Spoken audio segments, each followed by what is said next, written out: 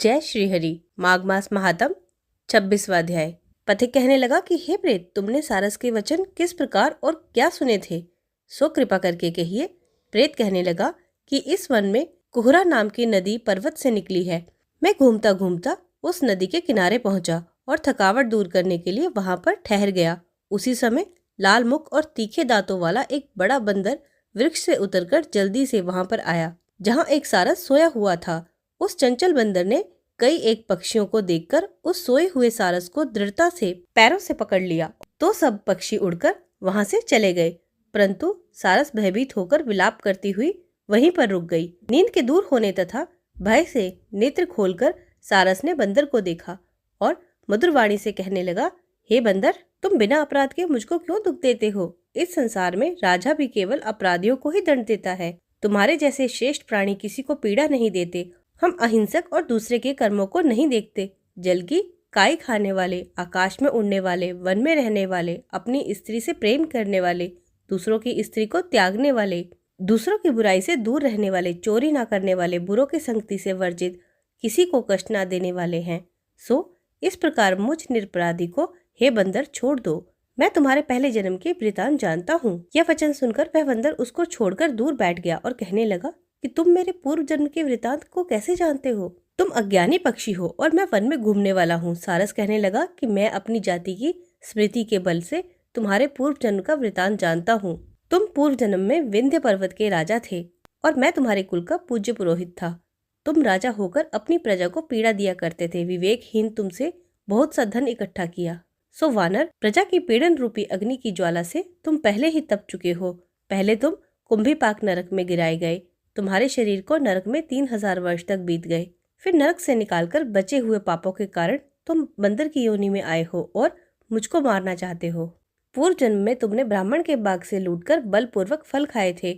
उनका यह भयंकर फल हुआ कि तुम वानर और वनवासी हुए।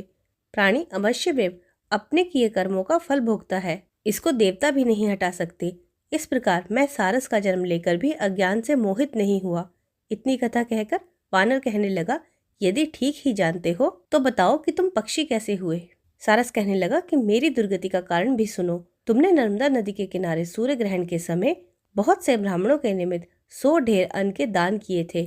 मैंने पुरोहित के मद से थोड़ा सा ब्राह्मणों को दिया और बाकी सब मैं आप ही ले गया। इन ब्राह्मणों के द्रव्य का अपहरण करने के पाप से मैं पहले कालसूत्र नरक में और फिर रक्त कर्दम नरक में, जहाँ पर बड़े बड़े कीड़े थे और रक्त तथा पीप से भरा हुआ था, नाभि तक नीचे सिर और ऊपर पैर किए हुए पीप चाटता हुआ उस दुर्गंध वाले नरक में कीड़ों आदि से काटा जाकर 3000 वर्ष तक उस यातना को भोगता रहा।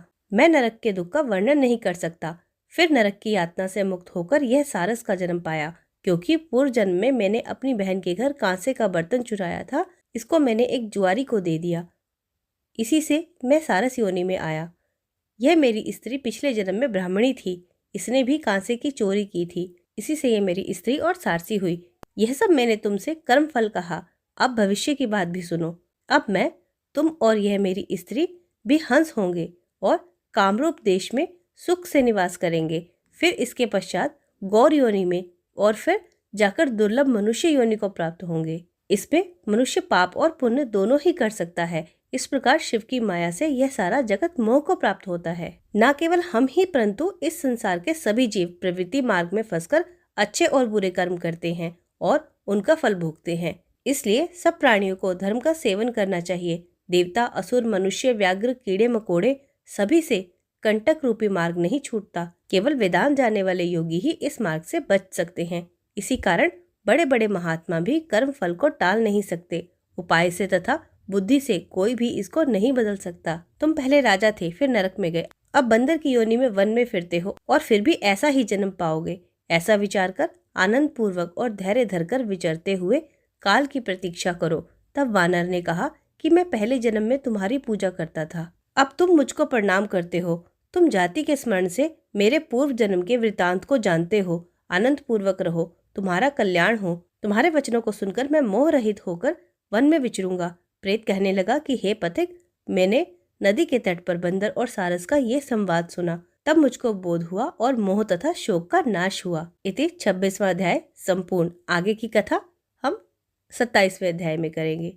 जय श्री हरि।